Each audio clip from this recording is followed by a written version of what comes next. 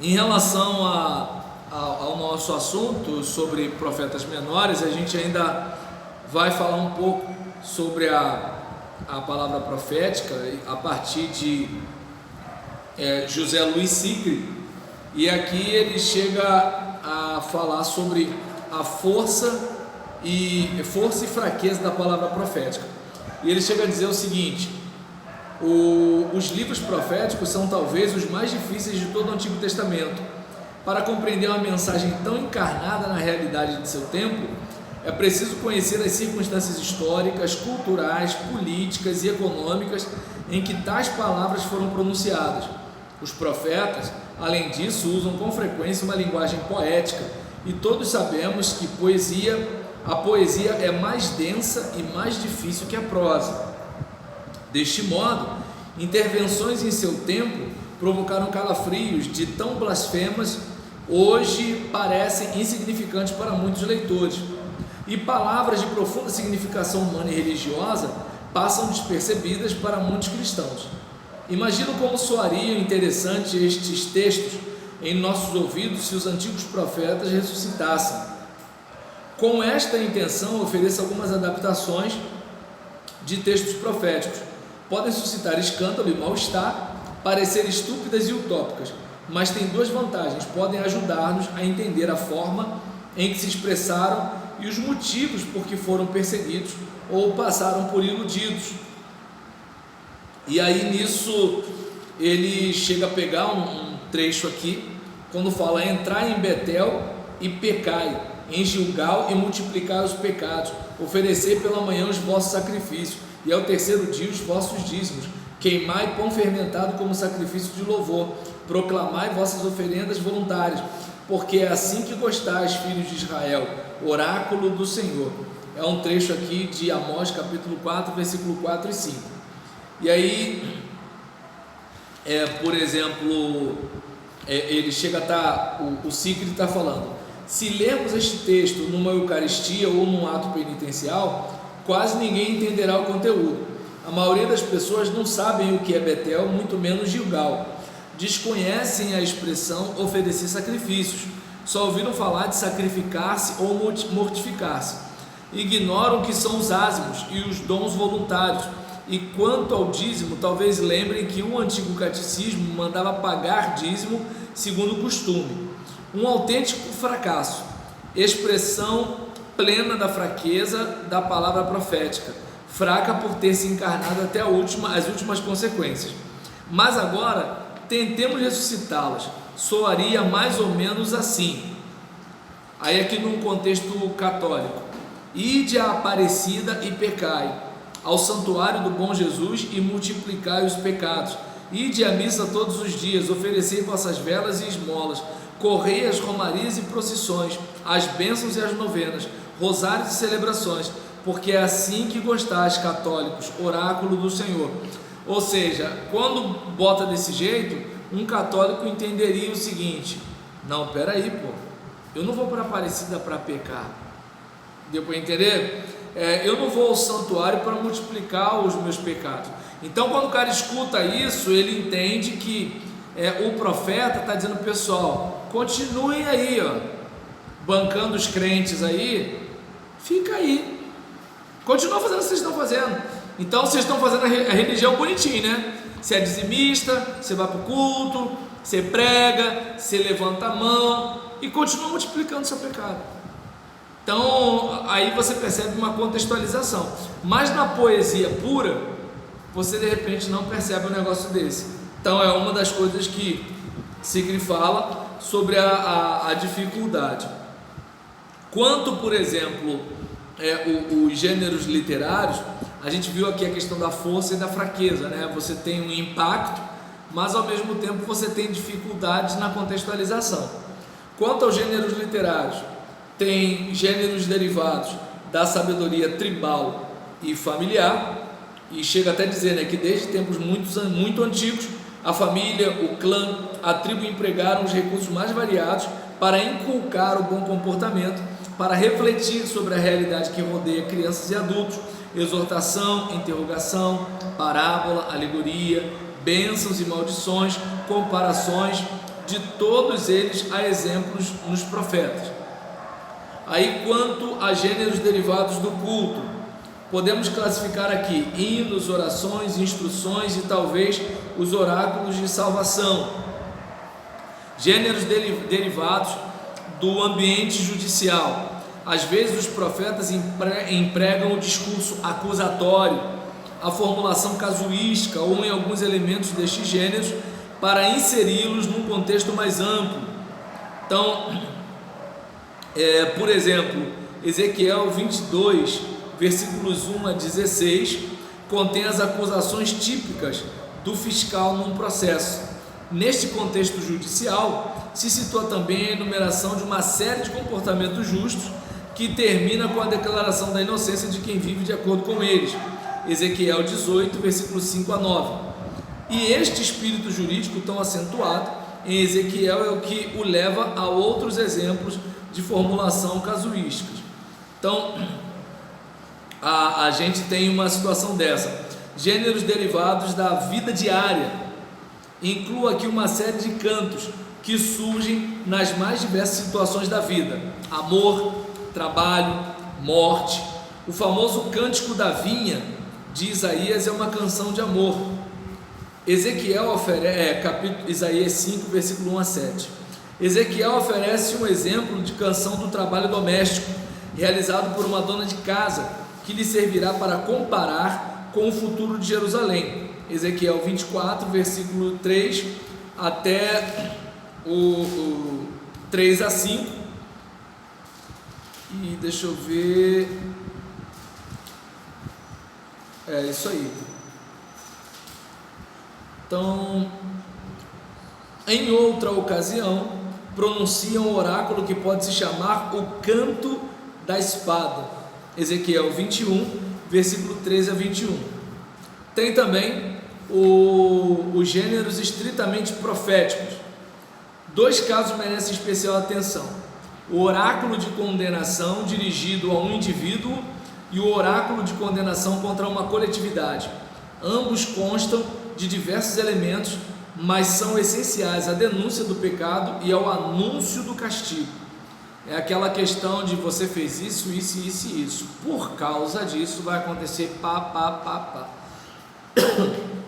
Então, nas tradições de Elias, há exemplos significativos do oráculo da condenação contra o indivíduo, quando o rei Acabe se apodera da vinha de Nabote. Depois de assassiná-lo, o profeta vai ao seu encontro e o interpela: mataste e ainda por cima roubas. Por isso diz o soberano: no mesmo lugar em que os cães lamberam o sangue de Nabote, os cães lamberão também o teu. Então a gente vê uma situação desse tipo. E nesse caso, né, nós temos a palavra profética e também os livros proféticos.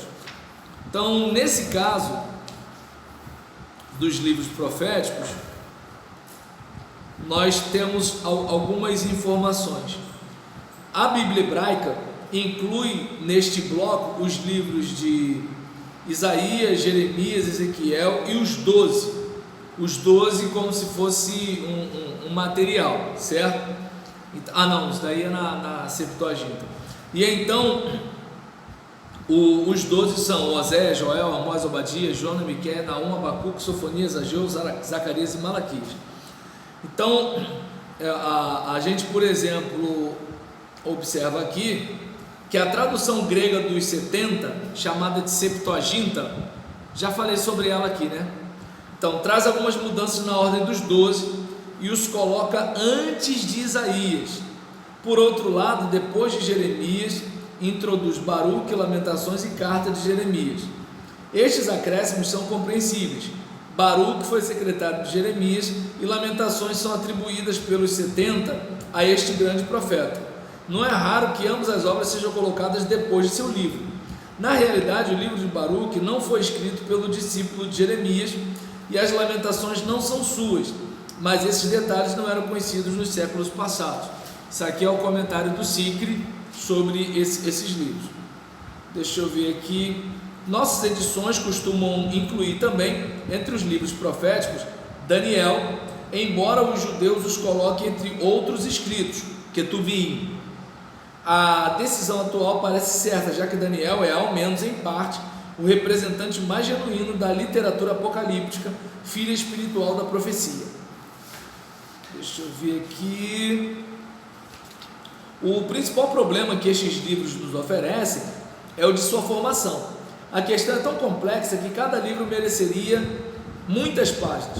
Para maior clareza, começarei resumindo de uma forma simples os diversos passos deste processo e depois alguns dados mais detalhados sobre certos livros. Então a gente observa que nós costumamos atribuir a um só autor uma determinada obra literária, sobretudo se no princípio nos dá seu nome, como ocorre com os livros proféticos. Nesse caso, porém, não quer dizer que todo livro proceda da mesma pessoa. Podemos começar recordando o exemplo mais simples, Obadias. Este profeta não escreveu um livro, nem um folheto. Uma só página com 21 versículos resume toda a sua pregação. O normal seria que todas estas linhas lhe fossem atribuídas. Não obstante, os comentaristas coincidem em dizer que os versículos 19 a 21 escritos em prosa foram adicionados posteriormente. O estilo e a temática os diferenciam dos anteriores. Quem enxertou estas palavras? Não sabemos. Talvez o leitor que viveu vários séculos depois dele.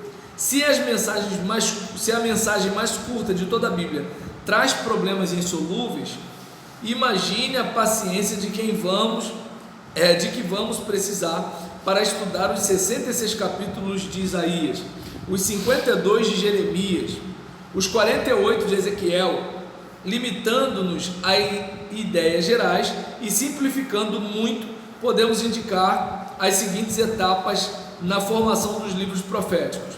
Aí ele vai e pega a palavra original do profeta. Eu até falei num outro momento, né, sobre o Robson pregando, certo? A obra dos discípulos e seguidores. Eu usei o exemplo do Marcos redigindo, certo? E depois o agrupamento das coleções. Aí a gente vai, faz uma edição e monta as coleções de tudo aquilo que foi redigido pelo Marcos, do que foi pregado pelo Robson, certo? E aí nisso a gente tem depois as edições posteriores, certo? Que as pessoas vão copiando, vão repassando para os tempos posteriores, e de repente alguém vai e faz algum ajuste para quê? Para conectar com o seu tempo, entende? Aí nisso, e aquele caso, de repente você vai fazer esse ajuste e acaba mexendo um pouco também no teor do material. Estou falando aqui no processo humano do trabalho, entende? Assim, a declaração doutrinária da Convenção Batista Brasileira diz que a Bíblia é palavra de Deus em linguagem humana. E linguagem humana não é apenas negócio de B com A faz bar, mas tem a ver com toda uma compreensão, o significado das palavras, aquela palavra, né, o que ela significa em determinada frase, o que significa essa frase em determinada época. Então tem uma série de fatores aí que a gente precisa levar em conta. Então eu entendi que seria importante a gente falar um pouco sobre o profetismo e sobre o ministério profético, sobre profetas literários, né, e sobre os profetas anteriores não, está aqui me faltando a palavra, eu acabei mencionando aqui agora há pouco, né? Não, profetas anteriores e posteriores tem a ver com o cânon do Antigo Testamento hebraico, da Bíblia hebraica. Quando eu falei lá atrás, né, sobre profetismo, é que eu tinha falado sobre a proclamação oral e a fixação por escrito, que no caso a proclamação oral tem a ver com a palavra isolada, certo? E no caso a fixação por escrito tem a ver com a composição, tem a ver com a redação, tem a ver com a elaboração do material. Mas aí foi a partir da obra de Werner Schmidt. Aqui em José Luiz Sigli foi outra situação. Posso fechar? Alguém quer falar alguma coisa? Então beleza.